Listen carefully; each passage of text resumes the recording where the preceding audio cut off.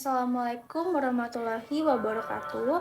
Perkenalkan, nama saya Elsie Megris Permata dari kelas 4G dengan NPM 2273. Sebelumnya, saya ingin berterima kasih kepada Ibu Ira Rima selaku dosen pengampu entrepreneurship yang telah memberikan kepada kami EAS PBL.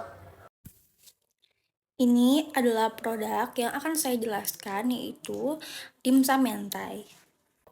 Selanjutnya ada bisnis model kanvas dimsum mentai. Yang pertama ada key partner, meliputi pemasok bahan baku seperti daging, kulit dimsum, saus mentai, dan lain-lain. Yang kedua ada pengiriman dan distribusi, dan yang terakhir penyedia layanan dan teknologi. Selanjutnya ada key activities. Yang pertama itu persiapan bahan baku, pembuatan dimsum, pembuatan saus mentai, penyajian dan pengemasan, manajemen operasional, dan pemasaran dan produksi. Selanjutnya ada value propositions, yaitu varian unik, kualitas bahan baku, kreativitas dan penyajian, ketersediaan dan kenyamanan, dan harga yang bersaing. Selanjutnya ada customer relationship. Yang pertama itu meliputi pelayanan yang ramah, interaksi personal, program loyalitas, umpan balik pelanggan, dan komunikasi terbuka. Yang selanjutnya ada customer segment, meliputi pencinta dimsum, pencinta saus mentai, pasar kuliner, pelanggan online, pelanggan kuliner, dan pasar pesta dan acara. Selanjutnya ada key research. Yang pertama ada bahan baku, tenaga kerja, peralatan, teknologi, sumber daya keuangan, merek, dan citra. Selanjutnya ada channel, yaitu toko fisik, pemesanan online, delivery service, acara dan festival kuliner, dan terakhir media sosial. Lalu ada cost structure. Yang pertama itu ada bahan baku, tenaga kerja, peralatan, promosi dan pemasaran, dan biaya operasional seperti listrik, air, gas, dan pemeliharaan dan peralatan.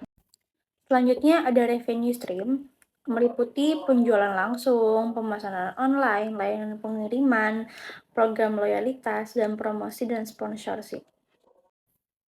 Jika dilihat dari undang-undang, usaha dimsum mentai ini mengacu pada Peraturan Undang-Undang Nomor 20 Tahun 2008, dan usaha dimsum mentai juga termasuk dalam kriteria skala usaha mikro karena usaha dimsum mentai ini memiliki omset di bawah 50 juta. Selanjutnya ada konsep ketiga. Yang pertama, passion. Saya memiliki passion dalam seni memasak dan menciptakan cita rasa yang unik. Saya juga tertarik pada inovasi dan kuliner, khususnya dalam menciptakan kombinasi baru seperti dimsum mentai yang belum banyak dikenal di pasar lokal. Selanjutnya, proficiency. Saya memiliki pengalaman yang solid dalam industri makanan, terutama dalam pengolahan dimsum dan saus. Saya juga memiliki keterampilan dalam manajemen bisnis kuliner, termasuk pengelolaan operasional dan pengembangan produk. Selanjutnya ada market need. Berdasarkan riset pada awal, ada minat yang cukup besar terhadap makanan Jepang di wilayah ini. Namun, dimsum mentai belum tersedia atau hanya dikit yang menawarkannya. Ini menciptakan peluang besar untuk memasuki pasar dengan produk yang unik dan menarik. Selanjutnya ada profitability. Produk dimsum mentai memiliki potensi untuk menghasilkan keuntungan yang baik karena kombinasi antara popularitas dimsum dan keunikan rasa saus mentai. Dengan strategi harga yang tepat dan pengelolaan biaya yang efisien, usaha ini dapat menghasilkan margin keuntungan yang sehat.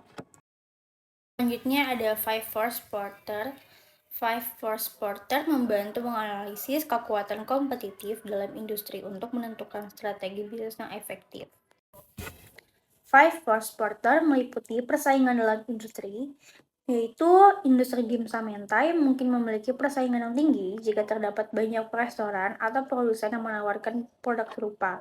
Yang kedua, ancaman dari produk pengganti, yaitu produk pengganti dalam konteks ini bisa saja berupa jenis makanan yang lainnya yang dapat menggantikan permintaan untuk dimsum mentai. Yang ketiga, ada tawar-menawar kekuatan pemasok, yaitu pemasok bahan baku untuk dimsum mentai seperti ikan mentai atau bahan utama lainnya bisa memiliki kekuatan tawar-menawar yang tinggi jika mereka sedikit dan atau dominan dalam industri. Yang keempat ada tawar-menawar kekuatan pembeli, yaitu kekuatan tawar-menawar pembeli bisa kuat jika mereka memiliki banyak pilihan dalam membeli dimsum mentai. Dan yang kelima, ancaman masuknya pesaing baru, yaitu faktor seperti modal yang diperlukan, regulasi, dan loyalitas merek akan mempengaruhi tingkat ancaman ini. Selanjutnya ada SWOT analysis. Yang pertama itu ada strength atau kekuatan, yaitu keunikan produk. Dimsum mentai adalah produk yang unik dan sedang tren, menarik minat konsumen yang mencari pengalaman kuliner baru. Yang kedua, inovasi. Kombinasi antara cita rasa tradisional dimsum dengan saus mentai memberikan nilai tambah dan daya tarik tersendiri. Yang kedua, ada weakness atau kelemahan, tergantung bahan impor. Bahan utama saus mentai mungkin harus diimpor yang bisa meningkatkan biaya produksi dan ketergantungan pada pasokan luar. Yang kedua, ada pendidikan pasar. Mungkin diperlukan upaya untuk mengedukasi pasar lokal tergantung cita rasa dan manfaat dimsum mentai yang mungkin belum begitu dikenal. Yang ketiga, ada opportunities atau peluang. Peningkatan kesadaran kuliner yaitu masyarakat semakin terbuka terhadap makanan eksotis dan fusion menciptakan peluang pasar yang luas. Lalu ada ekspansi online, membuat saluran penjualan online dapat meningkatkan jangkauan konsumen, terutama di era digital saat ini. Selanjutnya ada threats atau ancaman, persaingan yang ketat, yaitu pasar kuliner yang berubah-ubah bisa menjadi sangat kompetitif dengan banyak pesaing yang menawarkan inovasi produk serupa. Lalu ada perubahan selera konsumen. Selera konsumen dapat berubah-ubah dengan cepat, mempengaruhi popularitas dimsum mentai dalam jangka waktu yang tertentu.